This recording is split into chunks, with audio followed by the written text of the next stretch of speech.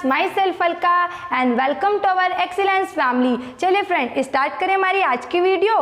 Ready हो आप सभी? बिल्कुल, मैं भी रेडी हूँ। तो देखो क्या है हमारा टॉपिक यहाँ पर, सार्वजनिक क्षेत्र। सार्वजनिक क्षेत्र मतलब कि यहाँ हम पढ़ेंगे कि हमारी अर्थव्यवस्था जो मिश्रित अर्थव्यवस्था है उसमें निजी क्षेत्र और सार्वजनिक क्षेत्र दोनों को समावेश दिया गया है ना, मतलब दोनों को इसमें काम करने की प्राथमिकता दी गई है। इस कारण हमारी अर्थव्यवस्था को मिश्रित अर्थव्यवस्था कहा जाता है। तो निजी क्षेत्र के बारे में तो हमने पढ़ लिया प्रीवियस वीडियो में। अब हम पढ़ेंगे सार्वजनिक क्षेत्र के बारे में कि सरकार जो काम कर रही है तो क्या सरकार के काम से हमारी अर्थव्यवस्था सही तरीके से चल रही है या इसमें कोई बाधाएं आ रही है। ठीक है, तो ये हम इस वीडियो से जानेंगे कि कैसे गवर्नमेंट हमारी अर्थव्यवस्था में हमारी जनता के लिए, हम सबके लिए कैसे काम कर रही है। ठीक है, तो देखो फ्रेंड्स क्या लिखा है कि सार्वजनिक क्षेत्र के उपक्रमों से आशय ऐसे सार्वजनिक महत्व के उपक्रमों से है जिनकी स्थापना, स्वामित्व, संचालन एवं नियंत्रण केंद्रीय सरकार, राज्य सरकार या किसी स्थानीय सत्ता के द्वारा किया जाता है। निजी क्षेत्र में क्या पढ़ा था कि ऐसा क्षेत्र जिस पर स्वामित्व, नियंत्रण, आधिपत्य, संचालन, ये सारा काम एक निजी व्यक्ति के हाथ में है। तो सेम वैसा ही है इसमें। अब यहाँ निजी क्षेत्र की जगह किसको रख दे अपन? सरकार को रख दे कि ऐसा उपक्रम, कैसा फ्रेंड? ऐसा उपक्रम जिस पर किसका स्वामित्व और किसका नियंत्रण है? सरकार का है। सरकार ही संचालित करेगी, सरकार ही इसमें पैसा लगाएगी, सरकार ही इसके लिए डिसीजन लेगी, सरकार ही इसके लिए रूल्स रेगुलेशन बनाएगी। ठीक है, और क्या काम करना क्या नहीं करना ये सब सरकार निर्धारण करेगी। तो ऐसे उपक्रम जो जनहित के लिए संचालित किए जाते हैं, जनता के भले के लिए उन्हें संचालित किए जाते हैं और जिन पर स्वामित्व, नियंत्रण अधिकार सरकार का होता है उसे निजी क्षेत्र के उपक्रम कहा जाता है। ठीक है फ्रेंड्स, आगे देखो क्या लिखा है कि ऐसे उद्योग जिनमें ज्यादा पूंजी की आवश्यकता होती है, जिनका लाभ अर्जित करने का समय बहुत लंबा होता है, वहां निजी क्षेत्र रुचि नहीं दिखाते हैं। क्या बोला कि वो क्षेत्र जहां ज्यादा पैसे की आवश्यकता होती है, ठीक है, जहां लाभ हो, जहां प्रॉफिट की प्रोसेस लॉन्ग होती है, वहां निजी क्षेत्र रुचि नहीं दिखाते, क्योंकि निजी क्षेत्र का मोटिव तो है प्रॉफिट अर्न करना, लेकिन वह इतना वेट नहीं करते, लंबे समय तक नहीं रुकते कि हमें इन क्षेत्रों से पैसा प्राप्त हो जाए। ये केवल कम टाइमिंग के आधार पर अपनी प्लानिंग करते हैं और प्रॉफिट अर्न करते हैं, प्रॉफिट प्राप्त करते हैं, है ना। तो क्या बोला कि जिन क्षेत्रों में निजी क्षेत्र रुचि नहीं दिखाते, जिन क्षेत्रों को निजी क्षेत्र नहीं संचालित कर पाते, उन क्षेत्रों को सार्वजनिक क्षेत्र करते हैं।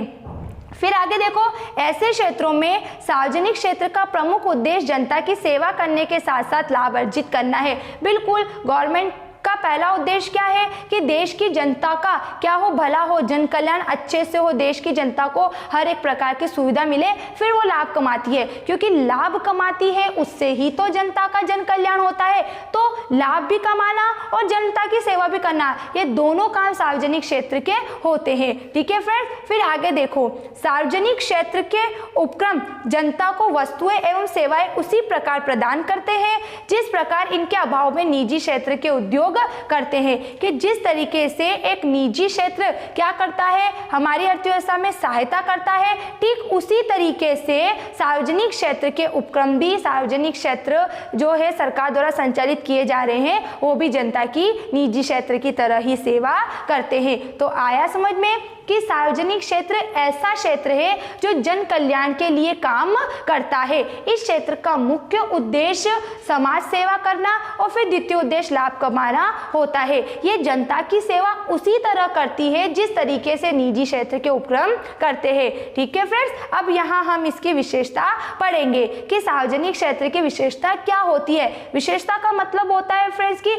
हर एक बात का कोई नेचर, हर एक बात की कुछ विशेषता, कुछ खूबी उसके अंदर होती है ना। जैसे अपन यहाँ पर एक बुक बना देती हूँ मैं, ठीक है, ये एक यहाँ पे बुक है, मान लो ये हिंदी की एक बुक है, तो इसकी क्या विशेषता है कि ये कागज की बनी हुई है, ये हिंदी विषय की बुक है, ये पढ़ने के काम आती है। ठीक है, तो ये इसकी विशेषता हुई ना। तो उसी प्रकार से सार्वजनिक क्षेत्र की क्या विशेषता है? ठीक है, विशेषता में हम जानेंगे कि क्या क्या इसके फीचर्स है, कि कौन इसको संचालित कर रहा है, कौन इसका स्वामी है, कौन इस पर नियंत्रण करेगा, ये कैसे जनता के लिए काम कर रही है, क्या इसका उद्देश्य है, इसे प्राथमिकता क्यों दी गई है। ठीक है फ्रेंड्स, तो यहाँ पर मैंने कुछ पॉइंट्स लिखे हैं, इस पॉइंट से हम सार्वजनिक क्षेत्र की विशेषता को समझने का प्रयास करते हैं। ठीक है फ्रेंड्स, तो पहला देखो स्वामित्व, सार्वजनिक क्षेत्र का स्वामी कौन होता है, इसका उद्देश्य क्या है, सेवा उद्देश्य, लाभ है क्या है, ये हम जानेंगे। इसका प्रबंध नियंत्रण कौन करता है, इस पर एकाधिकार किसका है, और सार्वजनिक क्षेत्र की जवाबदारी, ये कुछ पॉइंट से हम इसकी विशेषता जानेंगे। ठीक है फ्रेंड्स, तो देखो क्या लिखा है पहला फ्रेंड्स यहाँ पर, स्वामित्व, है ना। स्वामित्व मतलब इसका स्वामी कौन है, बिल्कुल ये निजी क्षेत्र की तरह ही है फ्रेंड्स, बस थोड़ा सा इसमें डिफरेंस है। तो आप किसी प्रकार का लोड न लेते हुए बिल्कुल शांति से इसको समझने का प्रयास करें। पॉइंट्स भी वही है जो निजी क्षेत्र के, निजी क्षेत्र का स्वामी कौन था, निजी व्यक्ति, भाई जो संचालित कर रहा वो उसका स्वामी। जैसे हमारे मकान के स्वामी कौन है, हम है, और हम किसी किराए के मकान में रहते हैं तो उसका स्वामी कौन है, जो हमको किराए से मकान देता है। तो उसी प्रकार से कि हमारी अर्थव्यवस्था में जो ये इतने सारे प्रोडक्ट हैं, जो हमारे आसपास से जो दुकानें हैं और जिनको हम यूज करते हैं और जिनकी कंपनियां हम जानते हैं, तो अब हमें यही जानना है कि इन कंपनियों के मालिक कौन है, या ये कंपनियां निजी क्षेत्र की या सार्वजनिक क्षेत्र की, इतना सिंपल हमें जानना है।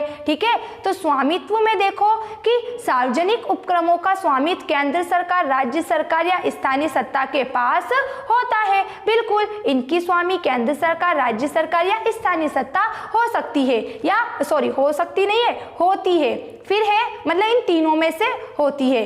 फिर आगे देखो, सार्वजनिक क्षेत्र में निजी क्षेत्र की भागीदारी हो सकती है, किंतु तब भी सरकार के पास इस उपक्रम के 51% या इससे अधिक अंश होते हैं। बिल्कुल, अपन ने क्या बोला कि ऐसे उपक्रम जो सरकार द्वारा संचालित किए जाते हैं सार्वजनिक क्षेत्र के उपक्रम कहलाते हैं। अब इन उपक्रमों में निजी क्षेत्र को भी सहभागिता प्रदान की जाती है, किंतु क्या बोला, किंतु तब भी सरकार के पास इसके 51% अंश होते हैं, मतलब 51% हक किसका है, इस पर सरकार का है, और बाकी का जो बचा 49 वो किसका है, निजी व्यक्ति का।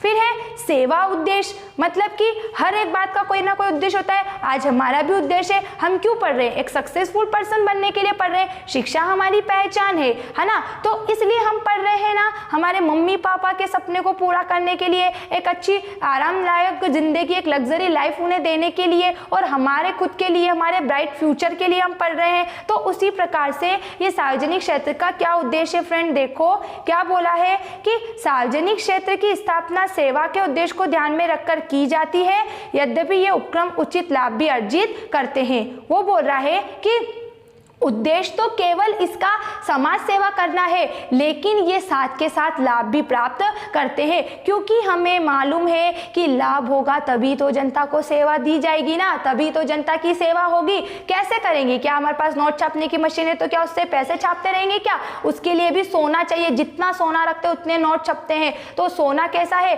बारीक बारीक मिट्टी के कणों में पाया जाता है, तो कैसे सोने को कलेक्ट करे, कहाँ सोना ढूंढे। तो इन सब बातों के लिए हमारी इकोनॉमी को गवर्नमेंट इस तरीके से चलाती है कि जनता का ही पैसा जनता को तक ही पहुंच जाता है एक सेवा के रूप में। तो पढ़ा यहाँ पर हमने कि सार्वजनिक क्षेत्र का उद्देश्य सेवा उद्देश्य होता है, प्रथम सेवा करना, द्वितीय लाभ कमाना। फिर धर देखो फ्रेंड क्या लिखा है, प्रबंध एवं नियंत्रण, सेम वही पॉइंट है जो निजी क्षेत्र का था। प्रबंध मतलब कि कौन इसमें प्लानिंग करेगा, कौन मैनेजमेंट करेगा और किसका इस पर कंट्रोल होगा। तो फ्रेंड स्थापना कौन कर रही है, केंद्र सरकार, राज्य सरकार या स्थानीय सरकार। तो प्रबंध मैनेजमेंट रूपरेखा भी वही डिसाइड करेगी और नियंत्रण भी किसका रहेगा, उसी का रहेगा, है ना। तो देखो सार्वजनिक उपक्रमों का प्रबंध एवं नियंत्रण सरकार द्वारा मनोनीत संचालक मंडल के द्वारा किया जाता है ना। कि ये जो केंद्र सरकार, राज्य सरकार, स्थानीय सरकार है ना, इनके पास और अधिक काम होते हैं, तो ये अपने कार्यभार को कम करने के लिए, अपने समय को बचाकर और अपने बचे हुए समय को महत्वपूर्ण काम में लगाने के लिए, इन उपक्रमों पर ध्यान रखने के लिए एक संचालक मंडल की स्थापना कर देती है, जिस संचालक मंडल के नियंत्रण में इनके प्रबंध और नियंत्रण संबंधी काम होते हैं। ठीक है। फिर एकाधिकार देखो, एकाधिकार का मतलब होता है एक व्यक्ति का अधिकार, कि सार्वजनिक क्षेत्र का कुछ क्षेत्रों में एकाधिकार रहता है, जैसे रेलवे एवं सुरक्षा उद्योग इत्यादि। इन एकाधिकार प्राप्त क्षेत्रों में निजी क्षेत्र प्रवेश नहीं कर सकते। वो क्या बोल रहा है, सार्वजनिक क्षेत्र की क्या विशेषता है, एकाधिकार। वैसे तो निजी क्षेत्र को सार्वजनिक क्षेत्र में प्राथमिकता दी गई है, लेकिन क्या बोला है कि कुछ क्षेत्रों में निजी क्षेत्र को प्राथमिकता नहीं दी गई है, जैसे रेलवे विभाग, पोस्ट ऑफिस, इनमें निजी क्षेत्र को प्राथमिकता नहीं दी गई है। इसमें केवल और केवल सरकार का अधिकार है। एंड लास्ट देखो फ्रेंड्स, यहाँ पर लिखा है सार्वजनिक जवाबदारी, मतलब इसकी जवाबदारी कैसी है।